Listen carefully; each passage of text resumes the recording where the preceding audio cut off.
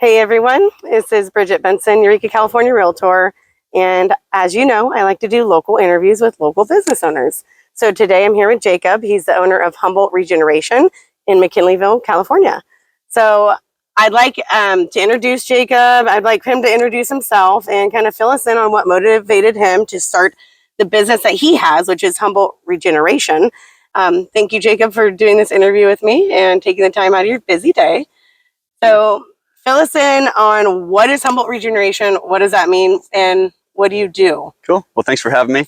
I'm Jacob, owner of Humboldt Regeneration Brewery. It was founded in 2012. It is Humboldt County's first Nano brewery.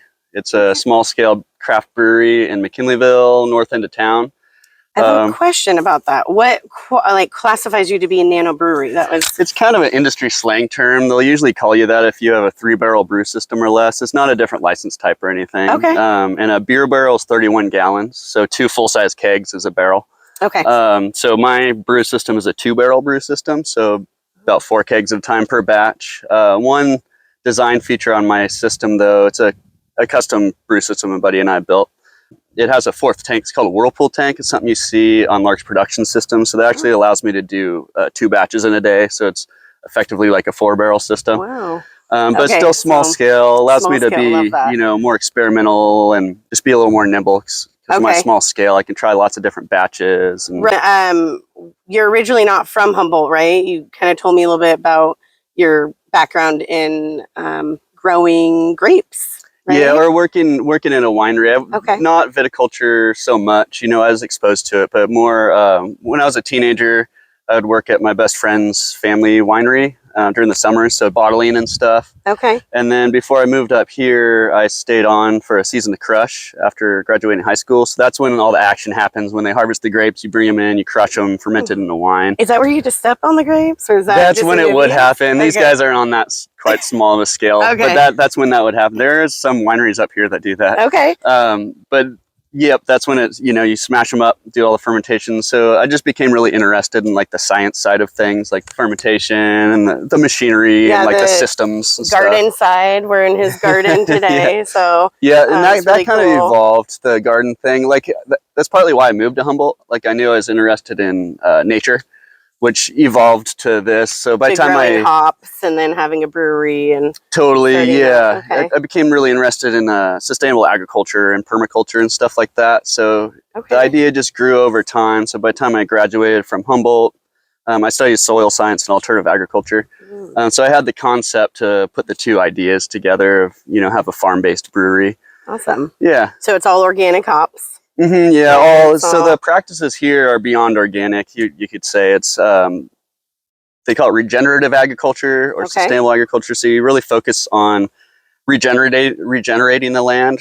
A lot of focus is on soil health, so building healthy soil over time, building diversity. Like along the field, you can see behind us here, there's that big strip that looks really bushy. That's a native hedgerow of native trees and shrubs and stuff. So there's a lot of like layering of practices that help build a healthy land. All right. And I see your plants look really healthy. The hops plants, right? Yep, these are the hops. This is the hop dome. So what kind of beer comes out of this type of hop plant? And is there different varieties, or what kind of variety do you grow? There are. Yeah, and that's kind of one of the fun things about beer. There's a lot of variables to play with, including a lot of different types of ingredients as compared to say wine or cider, where you got your varieties of fruit. Right. But with beer, there's a lot of steps during the process you can affect the flavor, like temperature and things like that will affect like the flavor of the malt, the dryness of the beer, things like that. But the hops, yes, there's tons of different varieties, and so you're in a special spot. You have the fog and the sun here, so you probably get like a unique flavor out of these.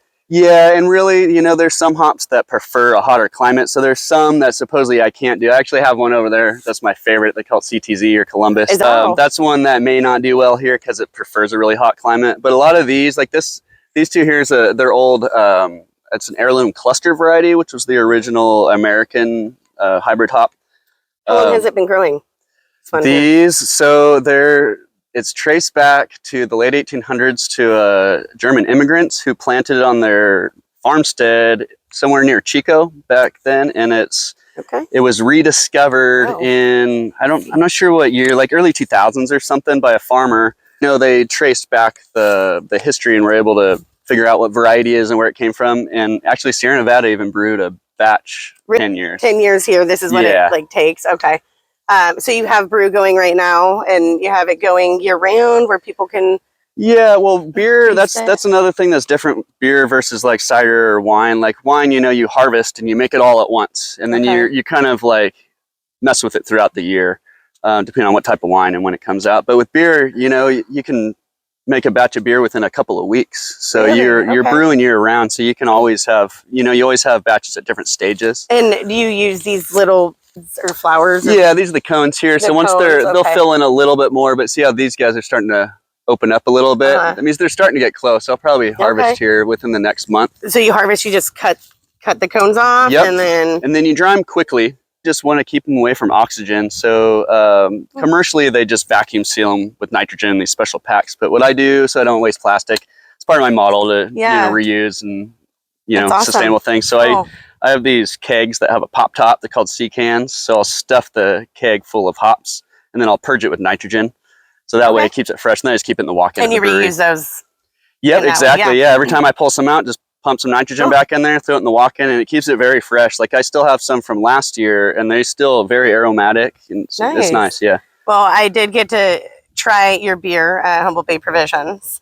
I paired it with some oysters. It was delicious. Cool. I had the blonde one that you have, that Chardonnay blonde. Is that what it is? So it's a unique one because it has the grapes in it. Or no, it's... Explain that beer to me. Yeah, it is unique. Or to us. Tell us about that one. Totally. It's kind of a wine beer fusion. So oftentimes when you see a wine themed beer or whatever, they're often aged in a wine barrel. So this beer that you're talking about it's my estate Chardonnay blonde. So it has organic Chardonnay grapes from my best friend's vineyard down in Napa, and I actually infuse it into the beer at the end of the boil. Oh man! So it has that kind of fruit flavor in there. Yeah. But the idea is it's balanced. It still tastes like a beer. Yeah. Oh, it was really good. Oh, thank you. Yeah, I had a second glass, in fact. Awesome. And the porter, is it the porter, right? The porter. Normally I don't like them, but it was good. It would be like a dessert beer for me. It's kind of like a chocolatey. Not too heavy though, which I loved that about it. Yeah. What is your most popular beer that you sell? A couple of my lighter beers, like I have a Kolsch that does really well. It's called the Hiller Kolsch. I have a lager that's coming out soon called the Lunchtime Lager. Okay, and then like seasonal beers? I do, yeah. That Chardonnay Blonde's kind of a seasonal. I only brew it a couple times a year because I only get a little bit of grapes after harvest season, Okay. So, but then my official seasonals, I have one coming out soon. In fact, we'll have a little beer release party coming up on the 24th at Bigfoot taproom. Okay, fun. And then September 2nd, there'll be a second release party at Wheelies pub, McKinleyville, and it'll be available at a few other spots. I think maybe Madrone might have it and a couple others, and I can update you when I get it. And I'll put those dates in the comments. Thank you. Yeah, so then, and then of course, I'll tag Humboldt Regeneration, Jacob, in my post. So you guys can follow him to stay informed on these events. Yeah. And on these like new releases. You want to be in the know because this is a Nano brewery. So you have to get your beer fast because it will sell out. So you do have a place in McKinleyville where you can go and get beer. People will fill up growlers, right? Yep. Okay. I'm up in there 2 days a week. Thursdays 2 to 6, Saturdays 1 to 6. And I have a little custom bottling machine. So instead of just on tap like a lot of breweries, I fill my growlers under pressure. So they'll keep full carbonation, just like a 22 off the shelf. You can actually store them for months if you want, and they'll be fully carbonated. It won't go flat. Nice. So take it up camping, or if you live up in the hills, you can pack it with you. That's cool. Yep. And where is that located? 2320 Central Avenue, north end of town. It's just past A&L Feed. Okay. Yep. And where else can we find your beer besides, going to your brewery in McKinleyville? Where we can... Yeah, I'm on at a handful of places, mostly northern Humboldt. I do have some out-of-town accounts, but I could list off. I don't know if I might skip a couple, but there's McKinleyville, there's Wheelies, Bigfoot. I also have a tap at the Eureka Natural Foods in the juice bar there. Oh, there's good to know. Okay. In Arcata, the pub at the Creamery usually has a couple of mine. Nice. HumBrews always has my red IPA. Bayside Farmstead Cafe is what it's called. So they have my English IPA of mine. Okay. You went to Provisions. Provisions, yeah, yesterday. Place, Humboldt Bay Provisions in Old Town. That's a good one. They always have 3 of mine. Okay, so yeah. They're a big supporter. It was nice. I got to do like a little sampler of all 3, which was nice. Oh, that's cool. They do that. Yeah, she did it up for us. I told her I was going to be doing an interview and I wanted to try them, so she made it happen. Cool. So, oh, that's great. It was really cool. Cool. So that's great. We can find your beer a lot of places. Yeah. And I know I'll definitely be tasting it again. All right, Jacob. So thank you so much. Before we end, can you please tell us a little bit more about the sustainable practices? Yeah, totally. So some of the easier, accessible sustainability things is I use only organic ingredients in the beer. I'm not certified organic, so I don't put it on any printed labels or anything, but I can talk to people about it. So I only use organic grains, especially. You're trained in it. You went to school for soil and all of that. So yeah, so that's more here. So I get to play around with all these things that I've learned over the years. It's kind of like my experimental grounds here. So I do quite a few things. Like the barley field they call it dry farming. So I don't have to irrigate the field. Oh. I don't irrigate the hops that much either. I'll do a minor irrigation, like right when they're doing their bud set. Sometimes I'll do some compost tea, but I won't heavily irrigate.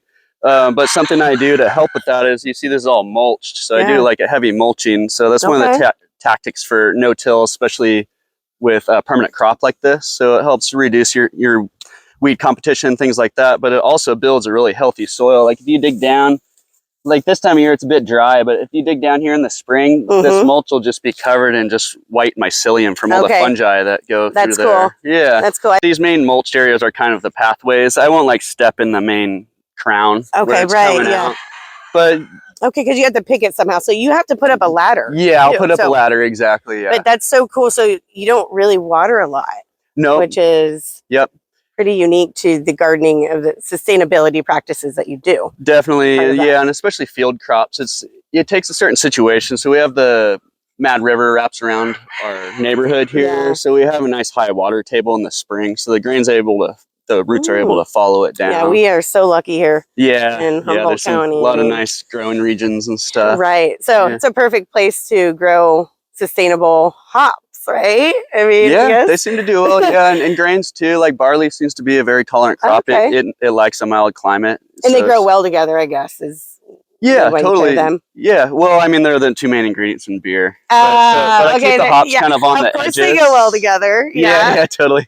So that is your part. You cut that with the hops and then you combine them in the tanks. I mean, sort of. Yeah, the hops are kind of like the salt and pepper in the soup. So beer is actually made from barley and other grains, but mostly barley that's been sprouted and dried. So that's malt.